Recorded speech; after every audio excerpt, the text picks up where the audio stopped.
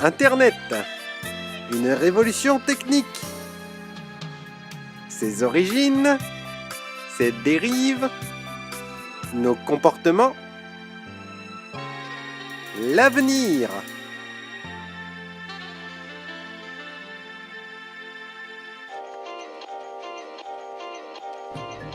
Bon, si vous avez l'impression que ce que vous regardez en ce moment représente Internet, j'ai le regret de vous dire que vous ne savez pas ce que c'est Internet. Ça tombe bien, avec Jordan et Ben, on voulait parler de ce que c'est, et de la relation qu'a l'humanité avec cet outil. Mais d'abord, répondons à la question de départ, c'est quoi Internet? Une question dont la réponse semble évidente, mais en fait pas du tout. Sinon on se ferait pas chier à faire un épisode dessus. Il y a 90% de l'Internet que vous ne voyez même pas. Parce qu'Internet, c'est pas que les réseaux sociaux et les vidéos de chats mignons. Bah c'était surtout fait pour résister à une explosion nucléaire. Ouais, mais pas que. Il y a eu quelques projets militaires sur le sujet, mais l'idée fondatrice du réseau viennent surtout d'universitaires et d'ingénieurs informatiques. Le volume de données d'Internet représentera en 2020 plus de 44 000 milliards de gigaoctets. Et pour acheminer toutes ces données d'un ordinateur à un autre, plus de 260 câbles sous-marins et 2500 satellites sont utilisés. Quelque part, on peut dire qu'Internet, c'est une série de tubes. Des kilomètres de tubes parcourant la Terre entière, pour ainsi dire à peu près 2 630 000 km, soit à peu près 8 fois la distance Terre-Lune. Mais c'est pas des tubes aussi bêtes que la téléphonie. La différence fondamentale entre le réseau Internet et les autres réseaux, c'est la commutation de paquets. Ne vous inquiétez pas, je vais vous expliquer. Avant, votre voix dans un fil de cuivre, c'était la commutation de circuit. Un canal est occupé pendant la transmission, et une fois la transmission terminée, le canal est remis à disposition pour le transfert d'autres trafics. Le gros défaut de la commutation de circuit est le fait de monopoliser un circuit lors d'une liaison, et ce, même s'il n'y a pas de transfert de données. La ligne est occupée. Ce qu'on appelle la commutation de paquets, à l'opposé de la commutation de circuit, c'est de segmenter les informations entrantes pour en faire passer plusieurs morceaux différents sur un même canal. Ouais bah ça le rend super résilient, et c'est pour ça que les militaires l'utilisaient. Alors oui et non.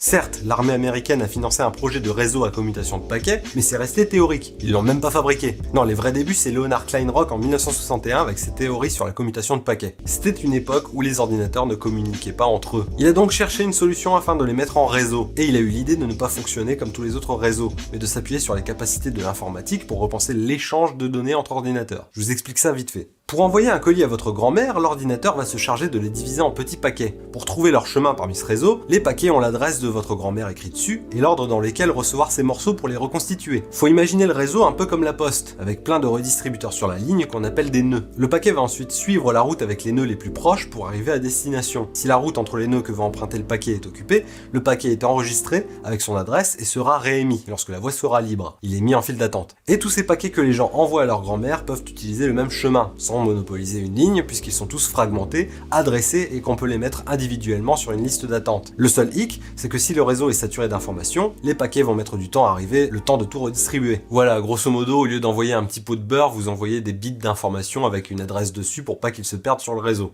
On a un réseau avec des capacités inédites, une nouvelle façon de traiter l'information. Il nous manque un dernier élément car pour faire communiquer des ordinateurs entre eux, il ne suffit pas de les brancher ensemble. Il faut établir un langage qui permet la communication. Communiquer consiste à transmettre des informations, mais tant que les interlocuteurs ne lui ont pas attribué un sens, il ne s'agit que de données et pas d'informations. Les interlocuteurs doivent donc non seulement parler un langage commun, mais aussi comprendre des règles d'émission et de réception des données. C'est le rôle d'un protocole de s'assurer de tout cela. C'est très complexe, hyper mathématique et on va pas se le cacher, un peu chiant. Mais en gros, Internet fonctionne par couches de protocoles, permettant l'acheminement des paquets aux bonnes adresses au bon moment. Il faut imaginer un protocole sur Internet comme une langue. Chaque langue aurait une utilisation spécifique. Par exemple, le HTTP, Hypertext Transfer Protocol, celui qui est écrit en haut à droite de la page que vous regardez actuellement, c'est le protocole que l'on utilise pour le web. Mais il y en a plein d'autres en fait, comme le FTP, File Transfer Protocol pour les serveurs, ou le SMTP, Simple Mail Transfer Protocol pour les mails. Ah mais c'est pour ça que ça termine par la lettre P. Donc Internet est certainement une des plus complexes inventions du siècle dernier. Il s'agit d'un réseau qui devient ce que l'on veut qu'il soit. Et c'est ça qui change tout par rapport aux autres réseaux. Il est modulable et très flexible, on en fait ce qu'on veut. Si on veut, il peut faire téléphone fixe, distribuer du courrier, plein de trucs quoi. Avec Internet, on gère des microtransactions boursières, on envoie des résultats scientifiques, et pour les plus téméraires, il permet de passer des contrats avec des tueurs à gages, et commander de la drogue à des gens pas très nets. Bref, la force d'Internet, c'est d'être un réseau qui n'a pas de fonctionnalité unique, grâce à l'utilisation de l'informatique. Ça a changé le monde de manière irrévocable, c'est clair. On pourrait presque parler de révolution. Et Clotilde, tu peux nous expliquer en quoi Internet c'est une révolution, s'il te plaît? Oh, vous faites chier! Tu veux la connaître, la dernière révolution? Je couche avec DSK. Bon, du coup, tu m'expliques? Si tu veux, Internet, c'est que le prolongement de choses déjà existantes en fait. Internet, c'est qu'un réseau. Les hommes préhistoriques, ils avaient déjà établi des réseaux. Ils traversaient déjà la Méditerranée, ils traversaient les Alpes pour échanger des produits, des objets. Après, dans l'Antiquité, ça explose. Tu vois, il y a les navires qui ont un système commercial tellement complexe que les spécialistes aujourd'hui, ils envisagent ça comme les débuts de la mondialisation. Donc en ça, on peut pas dire que Internet c'est une révolution. Non mais quand même, tu vas un peu fort là. Bon, je peux nuancer un petit peu. Non, il y a un truc avec Internet qui est quand même assez fou. C'est la première fois dans l'histoire de l'humanité qu'on a un progrès technologique qui est accessible aussi vite. C'est-à-dire qu'en quelques décennies, c'est rien à l'échelle de l'histoire de l'humanité. Si tu prends un autre objet comme, le livre s'est inventé milieu 15e siècle avec l'imprimerie, mais avant qu'il y ait véritablement des bouquins chez les gens, dans les maisons, il faut attendre au moins la fin du 18e et vraiment le 19e. Pour ça a vraiment marqué une accélération dans la diffusion des inventions techniques. Ok. Ah ok, ça me va. Voilà. Merci.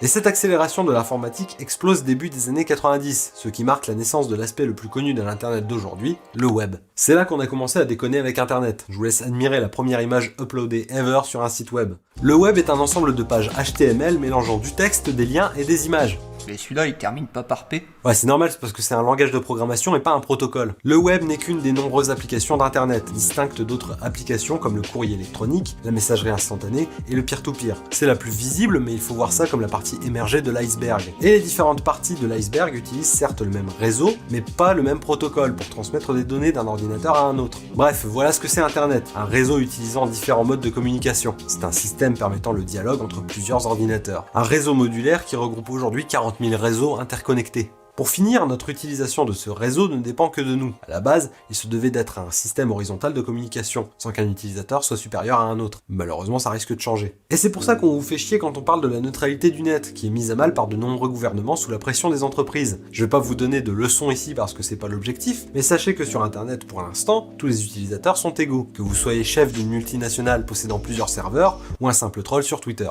Les données que vous partagez ont la même valeur, et ce que veulent les grandes corporations, c'est justement mettre à mal cet équilibre afin de réserver des plages du réseau aux plus offrants, ce qui créera un internet à deux vitesses et qui peut entraîner une forme de censure. En somme, payer plus cher pour avoir un meilleur internet. Des services d'utilité publique sont pénalisés par le non-respect de la neutralité du net. Et pour ceux que ça en touche une sans faire bouger l'autre, ça peut aussi signifier payer plus cher pour regarder des vidéos en HD sur Netflix. Internet, c'est le fruit commun de la collaboration d'un grand nombre de gens qui y croyaient et qui l'ont rendu possible, et en plus tout ça gratuitement. Chaque réseau, chaque machine est venu alimenter Internet, comme un projet de bien commun global qui tomberait finalement de plus en plus sous la coupe du capitalisme. Et pour une meilleure idée de ce qu'est Internet, son fonctionnement et notre rapport à celui-ci, je vous conseille les conférences de Benjamin Bayard, qui en parle mieux que moi et surtout plus longtemps. Ah oui, il y a aussi le problème de la réception qu'on a de l'information sur Internet, et des enjeux dramatiques que ça peut avoir sur notre conception de la réalité.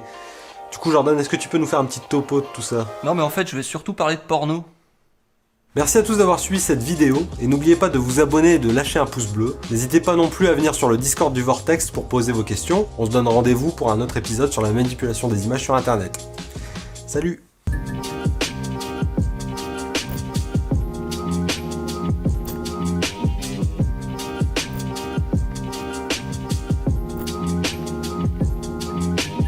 Ça c'est bien.